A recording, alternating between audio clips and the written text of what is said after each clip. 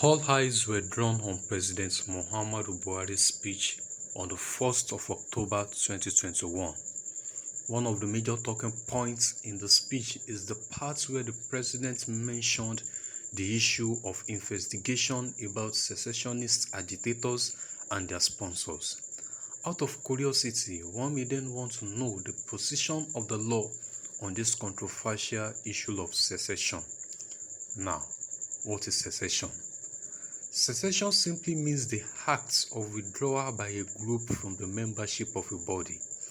In the political sense, secession occurs when a state withdraws from the membership of a federation. Now, to the next question of what is the position of Nigerian law on the issue of secession.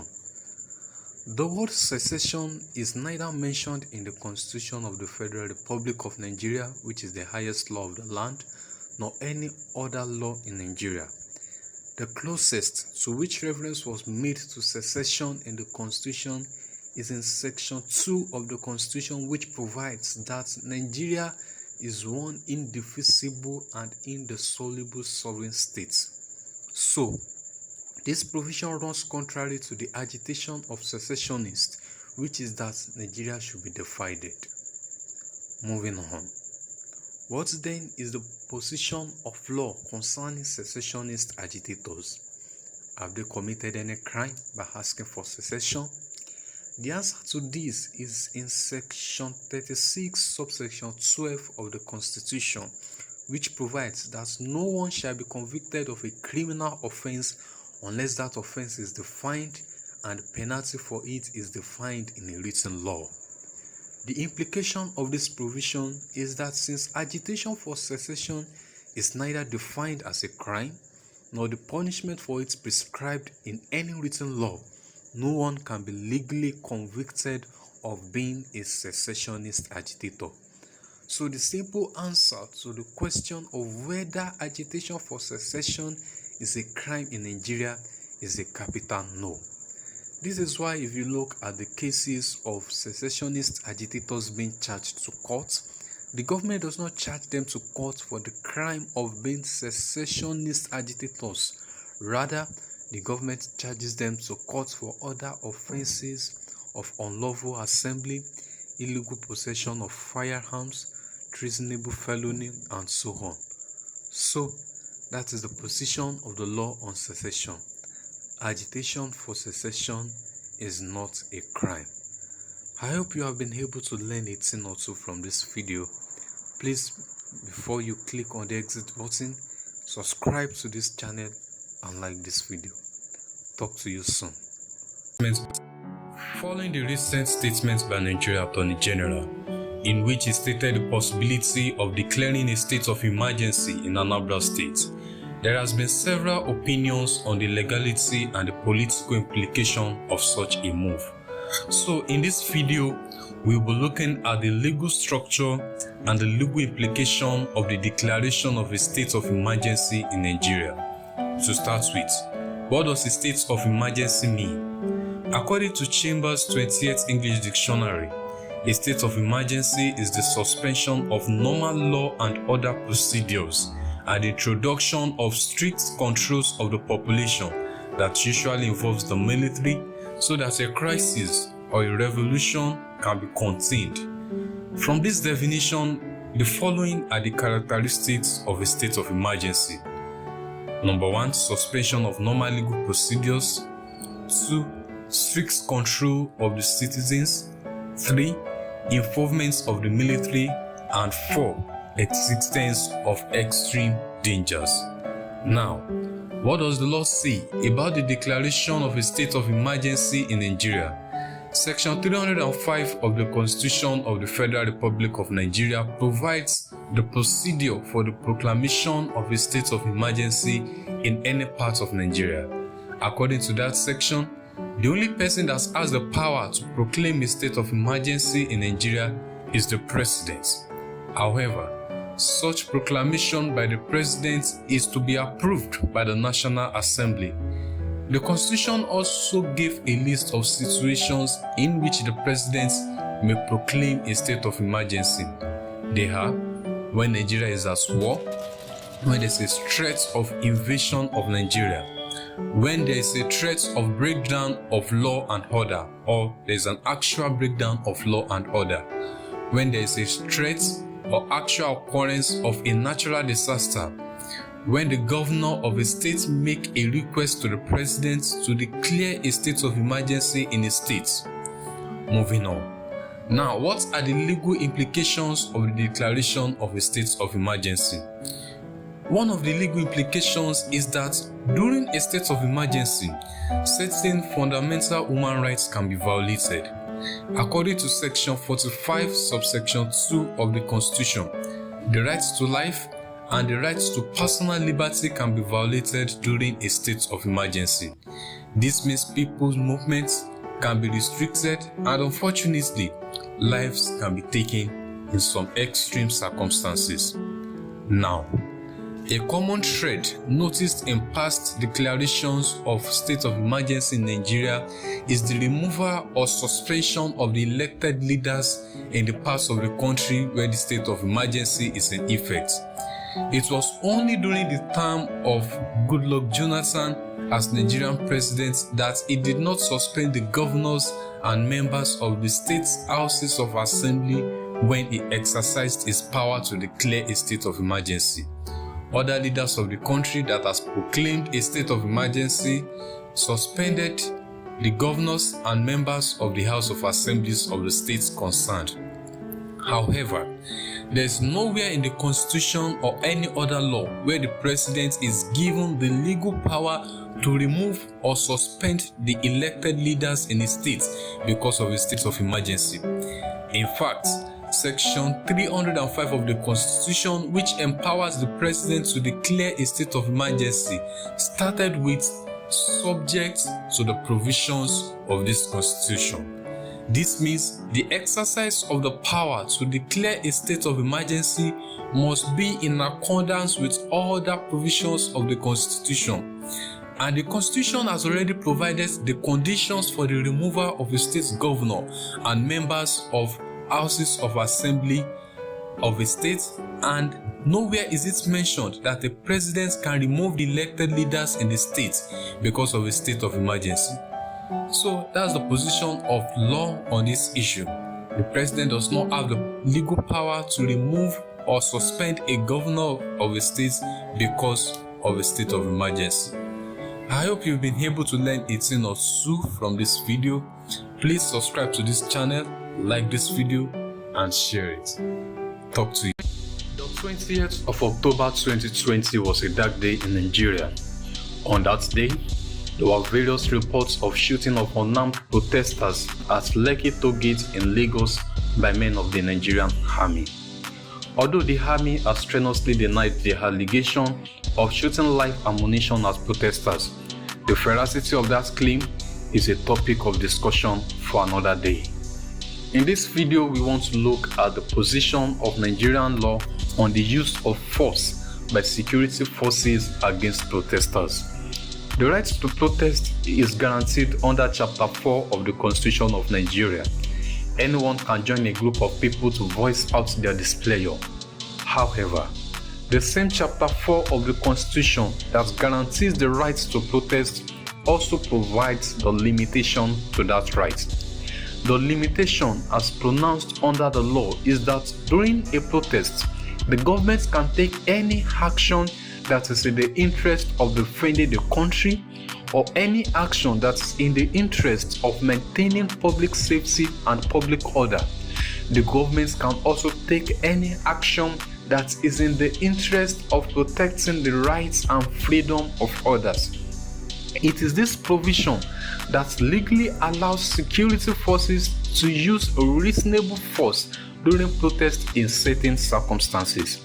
Some of the circumstances when force can be deployed by security agencies during a protest are when a protest becomes violent or turns to a riot, or when a protest becomes an avenue for the perpetration of other criminal activities. The law permits security forces to use reasonable force to bring such ugly situations under control. For example, in a situation where, in the name of protesting, a group of protesters, in quotes, starts looting or starts destroying people of government properties or starts attacking security agencies, the law allows security agencies to use reasonable force against such people. So, if the situation demands that such people be shot by security agencies, the law permits them to do so. And this is the only circumstance the law permits security forces to use force during a protest. Security agencies can use force during a protest when such protest has become a platform for the perpetration of criminal activities. So, if you are protesting and discover that the protest has become violent, it is strongly advisable that you leave such protest. I hope that you have been able to learn a thing or two from this video. Before you go, if you haven't, subscribe to this channel and give this video a thumbs up. Talk to you soon.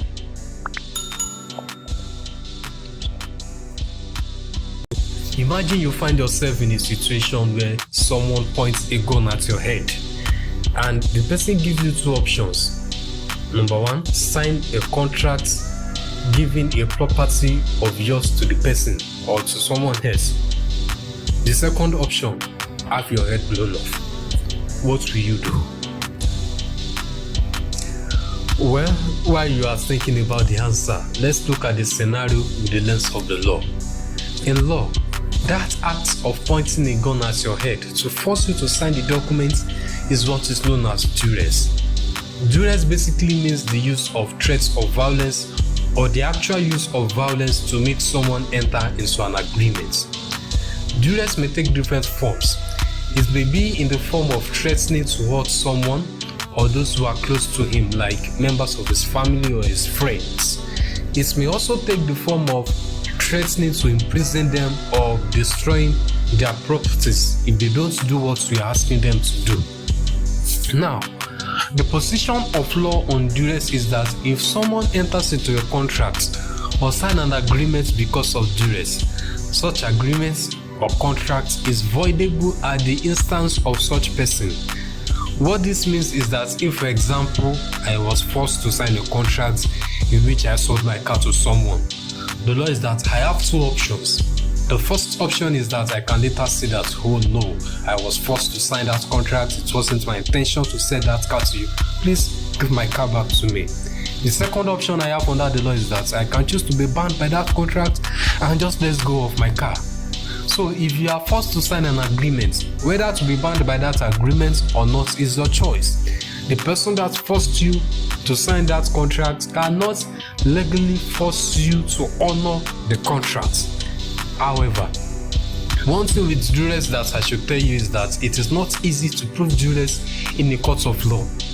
Many disputes about contracts have come before the courts in which parties raised the defense of duress. But the court has no other option than to say that the parties claiming duress must honor the contract because they have not been able to prove the existence of duress. And in the determination of disputes in a court of law, it is not about what you claim happened, it's about what you can prove to the court. So, if I present a document to the court showing that you have sold your property to me and the document has your signature, it has your name on it and everything looks perfect, the court will order that you leave the house for me unless you can prove that you signed the contract because maybe I threatened to kill you or I threatened to hurt a member of your family. So that's the position of the law on duress. It is the use of violence to make someone enter into a contract. Such contracts cannot be enforced against such person under the law. However, it is difficult to prove duress, but if you can prove that there's duress in a contract, you can choose to honor that contract or you can treat it as nothing. I hope that you have been able to learn a thing or two from this video. Before you go, if you haven't, subscribe to this channel. Thanks for watching and I'll talk to you soon. Self-defense is a concept that has been around from time immemorial. It is the use of force for the protection of oneself, one's properties, or someone else from unjustifiable attacks. In other words, if someone wants to hurt you, or someone around you, or the person wants to destroy or steal your property, self-defense means the act of protecting yourself, the person around you, or your property from such attack. Now, the law about self-defense in Nigeria is that a person is not guilty of any crime if he does certain acts pursuant to self-defense. So, if a person kills another person pursuant to self-defense, he is not guilty of murder. The law allows individuals to defend themselves against any threat to their life, even if it means killing someone else. Now, before the law will allow someone to escape the punishment for killing another person on the ground of self-defense, two basic requirements must be satisfied: necessity and proportion. About necessity, the position of the law is that the person claiming self-defense must be able to prove that it is absolutely necessary to kill his assailant in order to defend himself. In other words, the person must prove that the only way for the person to defend himself is to kill his assailant. So, if there are other ways for the person to protect himself, such as running away or escaping from the scene of the attack, and the person did not use those other means but resorted to killing his assailant, he cannot claim self-defense. Now, to the other requirement, which is proportion. The position of the law is that if you say you killed someone in defense of yourself, the force you used to kill the person must be proportionate or equal to the force the person used to attack you. So, if the person attacked you with bare hands and you stabbed the person to death, self-defense cannot avail you. The force must be proportionate. If the person attacks you with a razor blade, you can't kill him with a M16 gun and claim self-defense. In fact, the Supreme Court of Nigeria decided a case last year on this issue of self-defense. In that case, a police officer was accused of the murder of a young boy. The police officer raised the issue of self-defense. He said the boy attacked him first and he had to defend himself by shooting the boy. But when he was asked, how did the boy attack you? He said the boy stabbed him with a scissors. The court then said even if it was true that the boy stabbed him with a scissors, the shooting of the boy with an AK-47 rifle is not a proportional force to defend himself. So the court rejected his claim to self-defense and sentenced him to death. And that's the position of Nigerian law on self-defense. If someone kills another person and he wants to claim self-defense, he must be able to prove that 1. It is absolutely necessary for him to kill that person in order to defend himself or someone else. And the second condition, he must also be able to prove that the force he used to kill his assailant was proportional to the force the assailant used to attack him. I hope that you have been able to learn a thing or two from this video. Before you go, if you haven't, subscribe to this channel and like this video. Talk to you soon.